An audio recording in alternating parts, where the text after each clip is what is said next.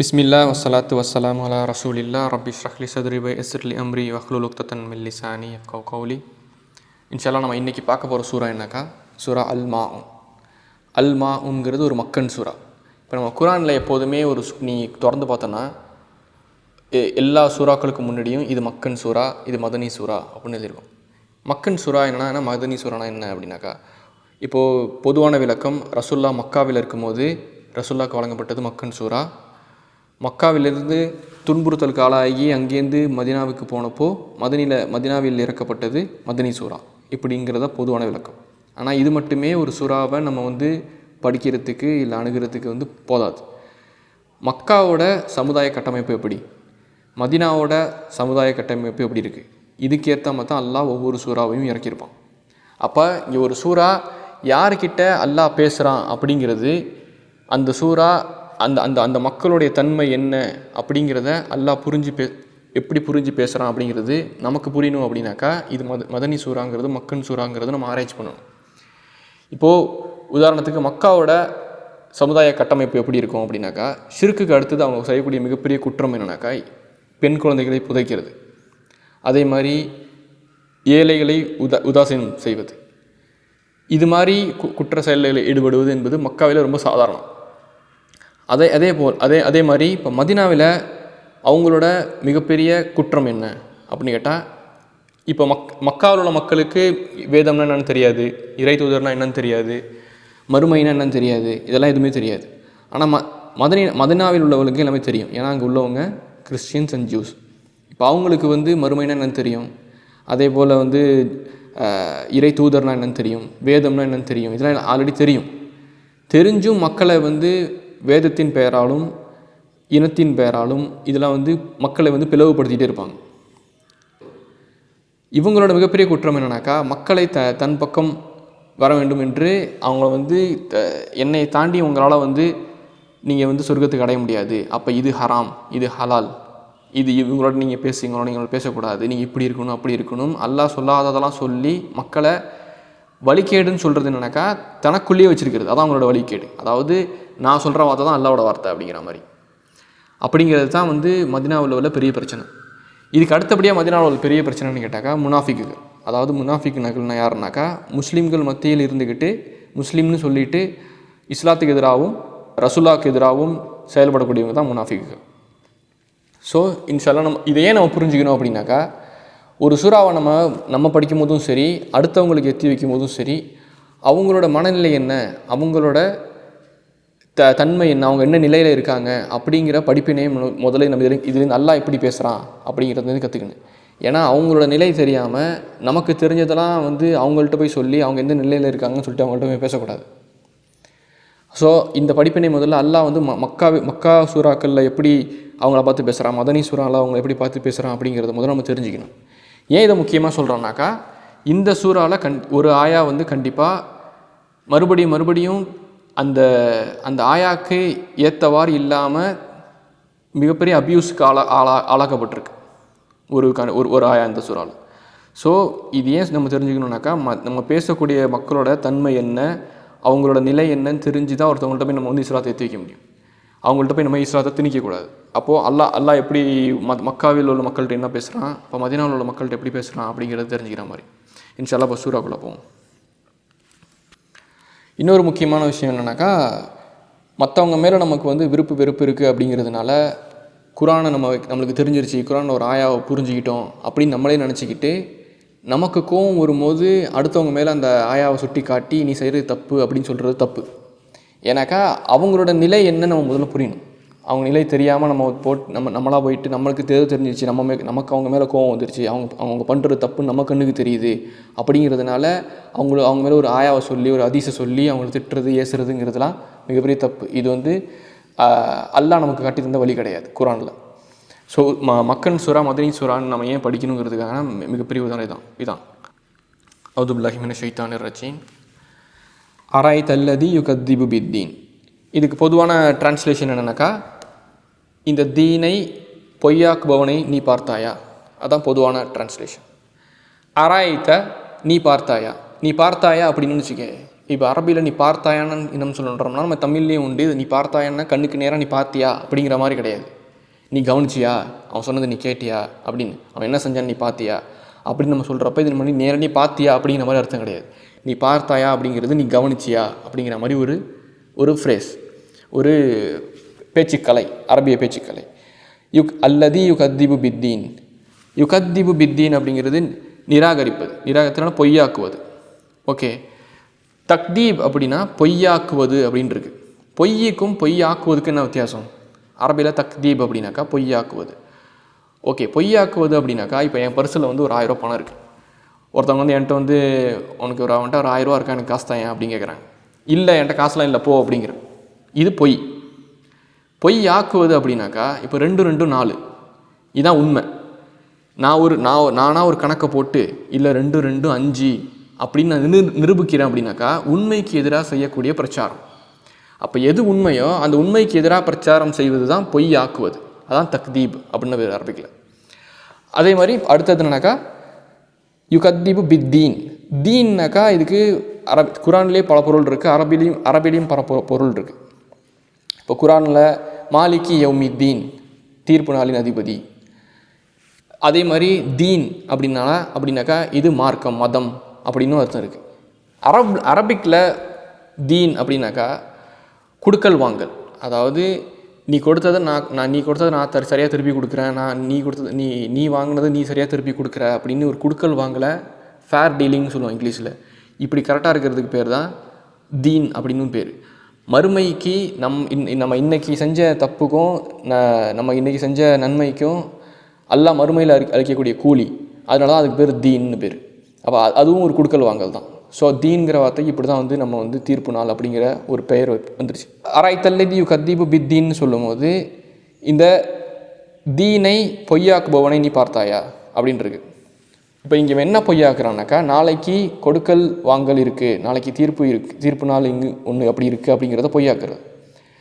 இப்போ பொய்யாக்குறதுங்கிறதப்போ நம்ம ஈஸியாக வந்து நம்ம மனசுக்குள்ளே என்ன தோணும்னா இது வந்து யாரோ ஒருத்தவங்க செய்கிறாங்க, இது திட்டமிட்டு செயல் அப்படின்னு கிடையாது. இது சாதாரண ஒரு பேச்சு வழக்கிலேயே நம்ம இது வந்து பார்க்கலாம். அதுபடி எல்லாம் நாளைக்கு மறுமையில் ஒருத்தவங்களை எழுப்புவான், அதுபடி செத்து சாம்பலாக போனதுக்கப்புறமோ மண்ணாக போனதுக்கப்புறமோ ஒருத்தவங்களை எழுப்பி கேள்வி கேட்பான். இதெல்லாம் கேட்குறதுக்கு நம்புற மாதிரியே இருக்குது அப்படிங்கிற மாதிரி நம்மளுக்கு தோணும். இதுதான் பொய்யாக்குவது. உண்மையே அடுத்தவங்களுக்கு இது பிரச்சாரம் செய்வது இப்படி தான். அடுத்தவங்கள்ட்ட போயிட்டு இதெல்லாம் நடக்கவா போகுது, அப்போல்லாம் நடக்கவா போகுது அப்படின்னு நம்ம பேசுகிறது, நம்மளே அறியாமலே நம்மளை சொல்கிறது அப்படிங்கிறது தான் அடுத்தவங்களுக்கு நம்மளே வந்து என்ன ஆயிரோம்னாக்கா பொய்யாக்குவதுக்கு உண்மைக்கு எதிரான பிரச்சாரம். அதான் தக்தீப். அடுத்தது ஃபதாலி கல்லதி எது உல் யத்தீம். ஓகே, ஃபதாலி கல்லதி எது உல் யத்தீம்னாக்கா இப்போ யார் எப்படி இந்த மாதிரி ஆட்களை நம்ம வந்து கண்டுபிடிக்கிறது? இவங்க வந்து நம்ம வெளிப்படையாக யாரும் சொல்ல மாட்டாங்க, நான் வந்து தீனை நிராகரிக்கிறேன், மறுமையை நிராகரிக்கிறேன், மறுமையை நல்லா கூலி கொடுப்பான் அப்படிங்கிறதெல்லாம் நான் வந்து ஒத்துக்கல அப்படின்னு நினைக்கிறாங்க. அவங்க வெளிப்படையாக நான் தான் வந்து காதீப் அப்படின்னு சொல்ல மாட்டாங்க. அவங்கள எப்படி கண்டறிவது அப்படின்னாக்கா ஃபதாலி கல்லதி எது உல் யத்தீம். அவர்கள்தான் அனாதைகளை உதாசீனப்படுத்துவார்கள். அப்படின்னாக்கா ஃபதாலிகா தாலிகா அல்லதி, ஃபதாலிகல்லதி, அல்லதினா இசம் மௌசூல், தாலிகா இஸ்முல் இஷாரா. இது ரெண்டும் ஒன்று சேரும் போது இங்கே என்ன ஆகிடுதுனாக்கா அல்லாஹ் உன்னிப்பாக பார்த்து அவன்தான் அப்படின்னு சொல்கிறான். அவன்தான் ஏழைகளை உதாசீனப்படுத்தக்கூடியவன் அப்படின்னு. எது அப்படின்னாக்கா தள்ளுவது. ஏழைகளை உதாசீனப்படுத்துறதுங்கிறது, தள்ளுவதுங்கிறது நீ கீழே பிடிச்சி தள்ளி விடுறதுன்னு கிடையாது. உதாசீனப்படுத்துவது, போ வந்தானே அப்படின்னு சொல்கிறது, ஏன் பெல் அடிக்கிறீங்க அப்படின்னு கேட்குறது, இந்த மாதிரி நம்ம வந்து நமக்கு ஏற்படக்கூடிய ஏதோ ஒரு அவங்கள உதாசீனப்படுத்தணும், அவங்கள வந்து இங்கேருந்து விரட்டி அடிக்கணுங்கிற வார்த்தையாக நம்ம என்னெல்லாம் பயன்படுத்துகிறோமோ அதான் எது உல் யத்தீம். அதே மாதிரி இதில் முக்கியமான அராய்த்தல்லதி யுகத்திபு பித்தீனில் ரொம்ப முக்கியமான என்னன்னாக்கா யுகத்திப. கத்தபாங்கிறதுனா அரபிக்கில் ஃபஅலா அப்படிங்கிற ஒரு சர்ஃப். இன்ஷால்லா நீ சர்ஃப் படிக்கும்போது உனக்கு தெரியும். சர்ஃப ஃபஅலா அப்படின்னாக்கா கத்தப அப்படிங்கிற வித்தியாசம் என்னன்னாக்கா ஒரு செயலை மீண்டும் மீண்டும் செய்கிறது. அப்போது இந்த பொய் பிரச்சாரம்ங்கிறது, உண்மைக்கு எதிரான பிரச்சாரங்கிறது யுகத்திபு பித்தீன்ங்கிறது ஒரு தர சும்மா செஞ்சுட்டு விட்டுறல, மீண்டும் மீண்டும் இதை வந்து பொய்ன்னு நிராகரிச்சுட்டே இருக்கிறது. ஏன் அப்படி பொய் நிராகரிச்சுட்டு இருக்காங்கன்னா அவங்களுக்கு உளவியல் ரீதியாக இதை எல்லாரும் மற்றவங்களாம் ஒத்துக்கும் போது அவங்க அதில் வந்து அந்த வாழ்க்கையை வந்து இலகுவாக எடுத்துக்குவாங்க. மற்றவங்களாம் வந்து ரொம்ப ரைட்டாக இருக்காங்க, நான் மட்டும் அந்த சிந்தனையோடு இருக்காங்கனாக்கா மக்கள் விட மாட்டாங்க. அப்போ நான் என்ன செய்யணும், மற்றவங்கள்ட்ட போய் பிரச்சாரம் பண்ணி தன்னை போலே மற்றவங்கள மாற்றுறதெல்லாம் வந்து வெற்றியே இருக்குது எல்லாருக்குமே. ஸோ அடுத்த ஆயா என்னன்னாக்கா, ஃபதாலி கல்லதி அது உல் யத்தீம் வலா யஹுத்து அலா தஆமில் மிஸ்கின். யஹுத்து அப்படின்னாக்கா அதாவது ஒரு உண்டுதல். இது வந்து நீ ஏழைகளுக்கு உணவளின்னு சொல்கிறது இல்லை, ஒரு உண்டுதல். அதாவது ஏழைகளுக்கு நீ உணவளிக்க வேண்டும் என்ற ஒரு எண்ணமே அதான் யஹுத்து. அது கூட அவங்களுக்கு வராது. அதாவது ஏழைகளுக்கு உணவளிக்க தூண்ட மாட்டார்கள் அப்படின்றது. அதாவது தூண்டப்படுறேன் நீ செய்ய நான் செய்கிறேன் அப்படின்னு சொல்கிறது இல்லை. முதல்ல அந்த எண்ணமே வராது. அப்போது அந்த சின்ன அர்ஜ், அதாவது ஒரு அந்த மனசில் சின்னதாக தோன்றக்கூடிய ஒரு எண்ணம் கூட அவங்களுக்கு வராது. அலா தஆமில் மிஸ்கீன். இப்போ வந்து ஏழைகளுக்கு உணவளிப்பதில்லை அப்படின்னு வந்து ஒரு இதான் வந்து பொதுவான ட்ரான்ஸ்லேஷன். தஆமுல் மிஸ்கீனுங்கிறது முதாஃப் இல்லை. முதாஃப் இல்லைன்னா என்ன, அதாவது ஒரு சொல் இன்னொரு சொல்ல உடைமையாக்கிக்கிறது. அப்படி இருக்கும்போது தஆமுல் மிஸ்கீனுங்கிறது ஏழைகளுடைய உணவு. அப்போ ஏழைகளுடைய உணவுன்னு சொல்லும் போது அல்லாஹ் அவர்களுடைய உணவை தான் அவர்களுக்கு அடிக்க சொல்கிறான். இப்போ உதாரணத்துக்கு இன்ஃபிகு மிம்மா ரஸக்னாஹும் அப்படின்னு சொல்லும் போது நான் என்ன உங்களுக்கு வழங்கினேனோ அதை மற்றவர்களுக்கு வழங்குறது தான் வந்து ரிஸ்க், அதாவது ஜக்காத். அப்போது இப்போ உதாரணத்துக்கு ஒரு ஆஃபீஸில் வந்து மேனேஜர் இருக்கார். அப்புறம் அந்த மேனேஜருக்கு வந்து ஒரு பேரோல் டிபார்ட்மெண்ட்டில் ஒரு ஃபினான்ஸ் அசிஸ்டன்ட் இருக்காங்க. அவங்கள்ட்ட நீ இப்போ பணம் கொடுத்து மற்ற எல்லா எம்ப்ளாய்க்கும் சம்பளம் கொடுத்துருங்க அப்படிங்கிற ஒரு அசைன்மெண்ட் வைக்கிறாங்க. அப்படின்னாக்கா இவர் எனக்கு பணம் கொடுத்துருக்காது என்னோட உரிமைன்னு எடுத்துக்க முடியாது. அவருக்கு கொடுத்தது மற்றவர்களுக்கெலாம் கொடுக்குறது. அப்போ நம்மளுக்கு கொடுத்துருக்கிற காசுங்கிறதுல அதில் ஜக்காத்துங்கிறது அடுத்தவங்களுக்கு போய் சேர வேண்டியது. அப்போ அதை சேராமல் வச்சுக்கிறதுங்கிறது வந்து நம்ம அல்லாஹ்க்கு செய்கிறது துரோகம். அதனால தான் வந்து தஆமுல் மிஸ்கீன் அப்படிங்கிறது உணவுங்கிறது, ஏழைகளுக்கு உணவளிக்க மாட்டாங்க அப்படிங்கிறது வந்து அவர்களுடைய உணவு. முதாஃப் இதுதான் அரபிக் கிராமரில் ரொம்ப முக்கியமான விஷயம். தஆமுல் மிஸ்கீன்ங்கிறது ஏழைகளுடைய உணவு. ஃபவைலுன் லில் முஸல்லீன், தொழுபவர்களுக்கு கேடுதான். இதான் நான் முதல்ல சொன்னேன். முதல்ல என்னென்ன சொன்னேன்னா, ஏன் வந்து இந்த இந்த இந்த இந்த சூறாவில் ஒரு ஆயா திரும்ப அப்யூஸ் பண்ணப்பட்டிருக்கு, அதாவது திரும்ப இதை வந்து தப்பாக பயன்படுத்தப்பட்டிருக்கு ஒரு ஆயா அப்படின்னு. அது என்னக்கா ஃபவைலுன் முஸல்லீன் அப்படிங்கிறது. இதோட பொதுவான ட்ரான்ஸ்லேஷன் என்னக்கா கவனமற்று தொழுபவர்களுக்கு கேடுதான் அப்படின்னு. இதில் கவனம்ங்கிற வார்த்தை இதில் இல்லை. ஆனால் ஃபவைலுன் முஸல்லீன்கிறதோட பொதுவான ட்ரான்ஸ்லேஷன் என்னவா இருக்குன்னாக்கா தொழுபவர்களுக்கு கேடுதான் அப்படின்னு. இப்போ அராய்தல்லதி யுகத்திப் அப்படிங்கிறது ஒருமை. லா யஹுத்து அலா தஆமில் மிஸ்கீன் அப்படிங்கிறது ஒருமை. ஃபதாலி கல்லதி ஒருமை. எல்லாமே ஒருமையில் இருக்குது. ஃபவைலுன் முஸல்லீன் அப்படின்னா சல்லீன்னா என்னது, முஸ்லிமீன். சல்லீன்ங்கிறது பன்மை. ஏன் ஒருமையிலேருந்து பன்மைக்கு மாறிச்சு? இப்போ 4வது சூறாவும் 5வது சூறாவும் பன்மையில் மாறிடுச்சு திடீர்னு. அதுக்கு என்ன காரணம்? இதுக்கு அரபிக்கில் என்னன்னாக்கா இல்திஃபாத்துன்னு பேர். அரபிக்கில் இல்திஃபாத் அப்படின்னாக்கா ஷிஃப்ட் ஆஃப் ஃபோக்கஸ்ன்னு சொல்கிறது. அதாவது சடனாக ஒருத்தவங்கள்ட்ட பேசிகிட்டு இருக்கும்போது திடீர்னு மாறி இன்னொருத்தவங்கள்ட்ட பேசுகிறது. இது நம்மளே வந்து நம்மளுக்கே இந்த பழக்கம் உண்டு.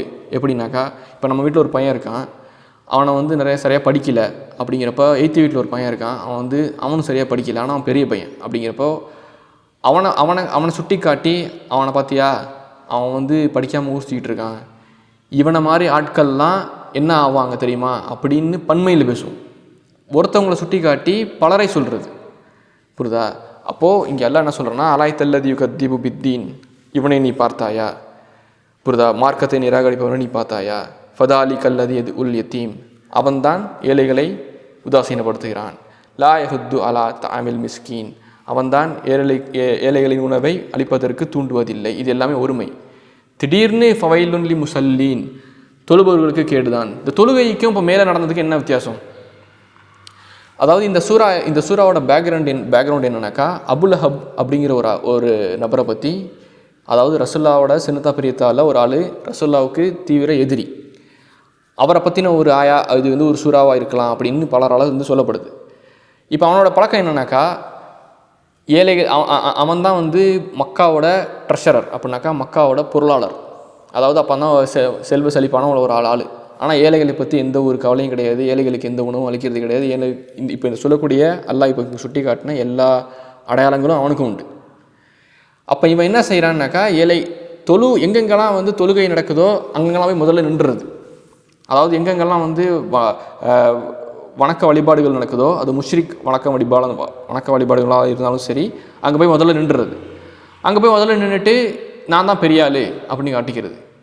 இப்போ வைலுன்லி முசல்லீன் அப்படின்னு சொல்லும்போது அதுக்கான காரணம் என்னன்னாக்கா, யார் ஏழைகளை உதாசீனப்படுத்துகிறார்களோ, யாருக்கு வந்து ஏழைகளுக்கு அனாதைகளுக்கு உதவி செய்யலையோ, ஏழைகளுக்கு உணவளிக்கலையோ, யார் இந்த மார்க்கத்தை நிராகரிக்கிறாங்களோ, பொய்யாக்குறதுனா என்ன, இந்த மார்க்கத்தோட தீர்ப்பு நாள், மார்க்கத்தோட சத்தியமான விஷயங்களுக்கு எதிராக பொய் பிரச்சாரம் செய்வது, இது நடக்காது, அப்போ நடக்காது அப்படிங்கிறது, அப்போல்லாம் நடக்காதுன்னு யார் சொல்கிறாங்களோ அவர்களுடைய தொழுகைக்கு கேடுதான். ஏன்னா அவங்க வெளிப்படையாக சொல்ல மாட்டாங்க. இங்கே உள்ளதுலேயே ஈஸியான காரணம் என்னன்னு கேட்டாக்கா, ஒருத்தவங்களுக்கு வந்து இங்கே வந்து ஏழைகளுக்கு உணவளிப்பது ரொம்ப கஷ்டமான காரியம், ஜக்காத்து கொடுக்கறது மிக கஷ்டமான காரியம், அதே மாதிரி அனாதைகளுக்கு தன்மையாக நடந்துக்கிறது கஷ்டமான காரியம். இதெல்லாம் கஷ்டமாக காரியமாக இருக்கிறவங்களுக்கு ரொம்ப ரொம்ப ஈஸியான காரியம் என்னன்னாக்கா, தொழுகையில் போய் நின்றுறது. தொழுகையில் போய் நிற்கிறது தான் எல்லாருக்குமே ஈஸியான காரியம். இப்போ உதாரணத்துக்கு இதே மாதிரி ஒரு குணம் உள்ளவங்க பள்ளிவாசல்களில் ஏதோ ஒரு நிகழ்ச்சி நடக்குது, ஒரு மசூரா நடக்குது, அங்கே ஏதோ பண பரிவர்த்தனையை பற்றி பேசப்படுது, ஏதோ இன்கம் லாஸ் அப்படின்னு பேசப்படுது அப்படின்னாக்கா எப்போ நடக்குது, மகரீபுக்கு அப்புறம் நடக்குது, லொஹருக்கு அப்புறம் நடக்குது. அப்போ முதல்ல போய் நின்றுவாங்க, அந்த ரக்காயத்துக்கு மட்டும் போய் முதல்ல நின்றுவாங்க. லொஹருக்கு அப்புறம் நடக்குது, மகரீபுக்கு அப்புறம் நடக்குது, அப்போ மகரீப் தொழுவது முதல்ல நின்றுவாங்க. இப்போ அவங்களோட கேரக்டர் எப்படி இருக்கும் தொழுவும் போது, அல்லதீன ஹும் அன் சலாத்திஹிம் சாவுன், தொழுகும் போது அவங்களோட தொழுகை தான் வந்து கவனமற்ற தொழுகையாக இருக்கும் அப்படின்னு. புரியுதா? இந்த மாதிரி தன்னோட எண்ணங்களுக்காக போயிட்டு தன்னோட அடையாளத்துக்காகவும் போயிட்டு பள்ளியாசல் நிற்கிறது, தொழுவுறது அப்படிங்கிறது, அவங்க என்ன நினைப்பாங்க, தொழுகிட்டு இருக்கும்போது அஜித் பார்த்து ஓதிட்டு இருக்கும்போது என்ன ஆகும்னா, எப்போ இந்த தொழுவ முடியும், எப்போ இந்த இது மீட்டிங் நடக்கும், எப்போ என்ன பிரச்சனையை பற்றி பேசுவாங்க, இப்படி தான் மைண்டில் ஓடிட்டு இருக்கும். இதுதான் அல்லதீனஹும் அன் ஸலாத்திஹிம் சாஹூன்.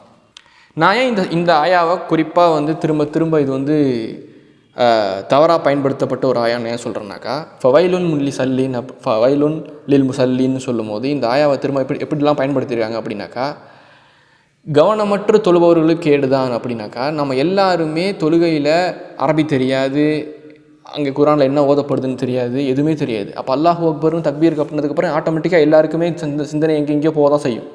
அப்போ ஆல்ரெடி நான் குரானை படித்து பார்த்துட்டு கவனமற்றவர்களுக்கு கேடுதான் அப்படின்னு சொன்னாக்கா, உடனே அவங்க என்ன சொன்னால் நம்மளுக்கு தான் அப்போ கேடு போல் இருக்குது அப்படின்னு எல்லாருக்குமே ஒரு செல்ஃப் கில்ட்டு, குற்ற உணர்ச்சி வந்துடும். இது அவங்கள சொல்கிறதுக்கான காரணம் இல்லை. தொழுகையில் அதே மாதிரி இன்னொன்றுனாக்கா, ஃபவைலுன் லில் முஸல்லீன், தொழுகளுக்கு கேடுதான் அப்படின்னு சொல்லிட்டு இன்னொரு புத்தகத்தில் எப்படி பயன்படுத்திட்டாங்க அப்படின்னாக்கா, நாம் எப்படி தொழணும், விரலாட்டிட்டு தொழணும், விரலாட ஆட்டமாக தொழணும், நெஞ்சில் கை கட்டணும், வயிற்றில் கை கட்டணும், இப்படின்னு இந்த எப்படி தொழுவணுங்கிறதுக்காக ஒரு புக்கு இருக்கும்ல.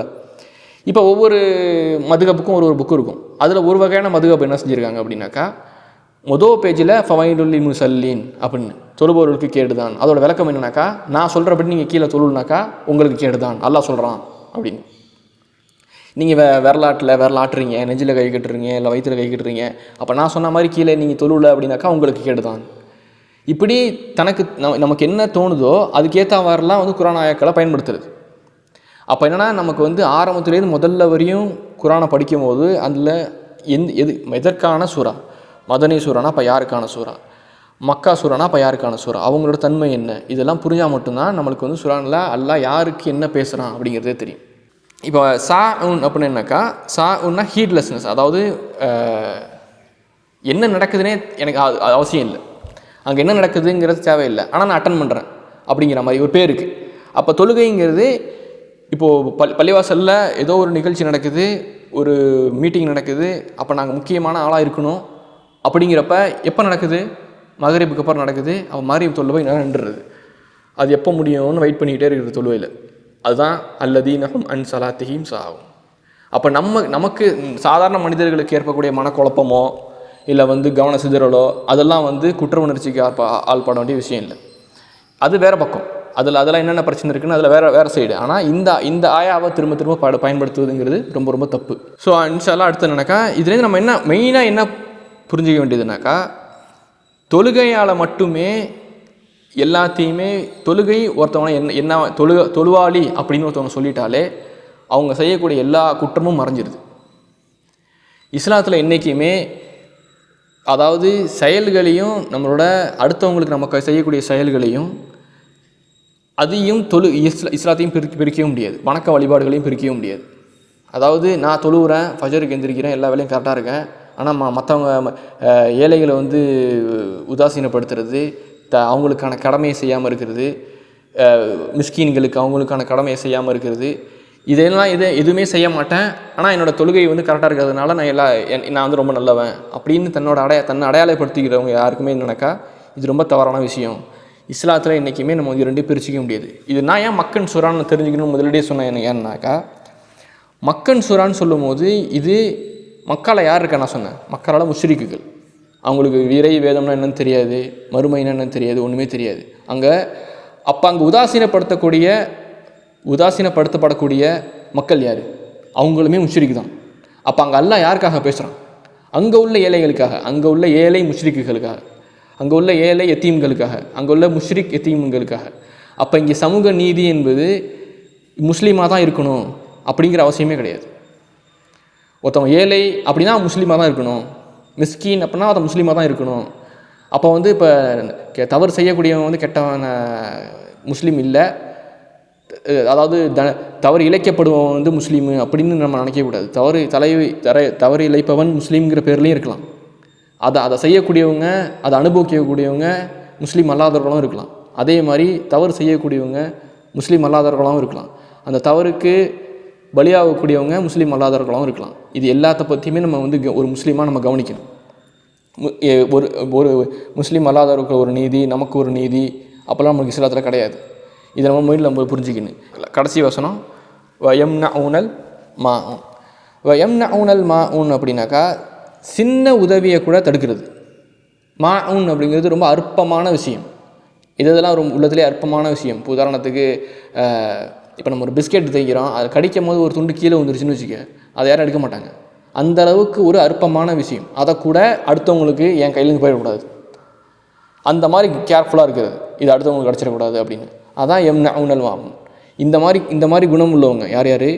அராய்தல்லதி யுகத்திபு பித்தீன், மார்க்கத்தை இந்த தீனை பொய்யாக்குபவன், ஃபதாலிகல்லதி எது உல் யத்தீம், அவன்தான் ஏழைகளை உதாசனப்படுத்துகிறான். அதுக்கப்புறம் என்னதுக்குன்னா வலா ஹுத்து அலா தஆமில் மிஸ்கீன், ஏழைகளுடைய உணவை அளிப்பதற்கு அவன் உந்துவதில்லை. ஃபவைலுல் முஸல்லீன், தொழுபவர்களுக்கு கேடுதான்.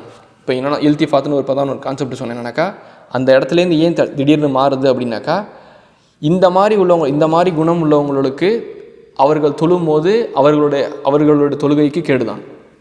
ஏன் அவங்க மீண்டும் தொழுறாங்க அப்படின்னாக்கா, அல்லதீன ஹும் அன் சலாத்திஹிம் சாஉன், அவங்களோட தொழுகையில் எப்போதுமே அவங்க கவனப்பட்டு தான் இருப்பாங்க. அல்லதீன ஹும் யுராஉன் அப்படின்னாக்கா அவர்கள் பிறர் பார்க்கப்பட வேண்டும் என்று செய்கிறது இந்த காரியம். லாஸ்ட்டு வயம்னஊனல் மாஊன் சொல்லும்போது சிறு உதவியை கூட தடுக்கிறது. மாஊன்கிறது சிறு உதவி, அதை கூட அவங்க செய்ய மாட்டாங்க அப்படிங்கிறது. ஸோ இன்ஷால்லா நம்ம வந்து இதில் நம்ம புரிஞ்சிக்க வேண்டியது என்னன்னாக்கா, தொழுகையையும் நம்மளோட செயல்களையும் பிரிக்க முடியாது, ஈமானையும் நம்மளுடைய பிறருக்கு நம்ம செய்ய வேண்டிய கடமையும் பிரிக்க முடியாது. இன்ஷால்லா இதோட முடிச்சுக்கும். பாரக்கல்லாஹு ஃபீக்கும். அஸ்ஸலாமு அலைக்கும் வரஹ்மத்துல்லாஹி வபரகாத்துஹு.